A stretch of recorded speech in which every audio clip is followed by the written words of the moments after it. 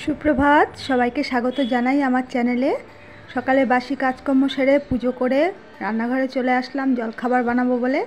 এসে দেখি মেয়ে আজ গরম গরম লুচি আলুর তরকারি করে ফেলেছে, আর ওর বাবাকে খেতেও দিয়ে দিয়েছে, আর আমারটা আবার তৈরি হচ্ছে। গরম গরম ফুলকো ফুলকো লুচি, তাও আবার মেয়ের হাতের। ওহ, টিফিনটা আজকে একদম জমে যাবে। তাহলে সকালে টিফিনটা এখন করে নিই তাড়াতাড়ি।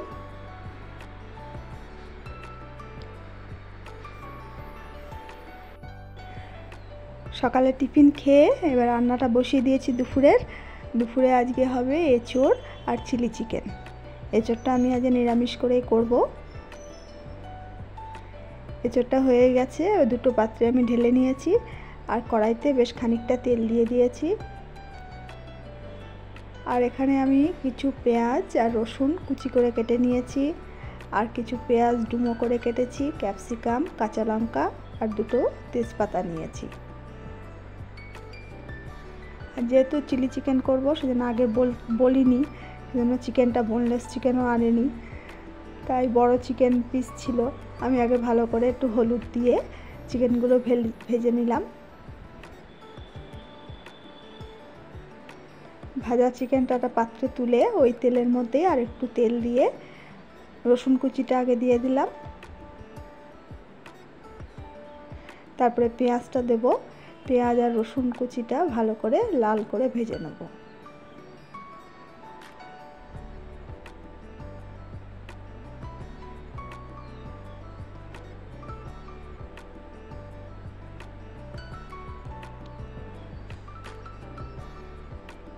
এবার তেজপাতাটা দিয়ে দিলাম, আর ডুমো করে কেটে রাখা পেঁয়াজ, ক্যাপসিকাম, কাঁচা লঙ্কা পরপর সব দিয়ে দেবো।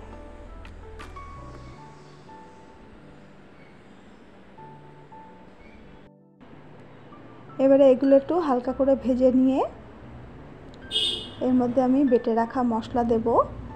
মশলাতে আমি দিয়েছি টমেটোটা একটু বেশি করে দিতে হবে, আদা, কাঁচা লঙ্কা, শুকনো লঙ্কা আর একটু গোলমরিচ একসাথে সব পেস্ট করে নিয়েছি। এই মশলাটা আমি দিয়ে দিলাম, আর পরিমাণ মতো হলুদ আর লবণও দিয়ে দিলাম। দিয়ে ভালো করে তেল ছাড়া অবধি কষাতে হবে।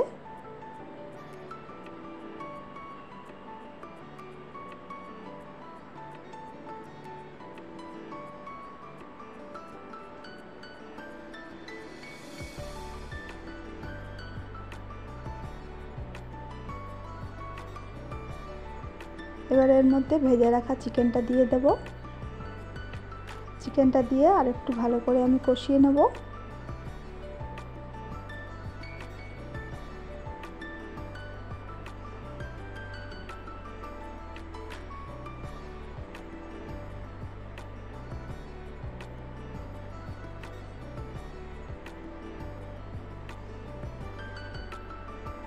দেখো আমার ভালো করে কষানো হয়ে গেছে। এবার মশলা ধোয়া জলটাও দিলাম, আর একটু লেবুর রস দিয়ে দিলাম। ভালো করে ফুটে উঠলে নামানোর আগে একটু কর্নফ্লাওয়ার জলে গুলে দিয়ে দিলাম, আর ফুটে উঠলে রান্নাটা আমার রেডি হয়ে যাবে। তাহলে আজকের রান্নাগুলো কেমন লাগলো প্লিজ তোমরা কমেন্টে জানিও।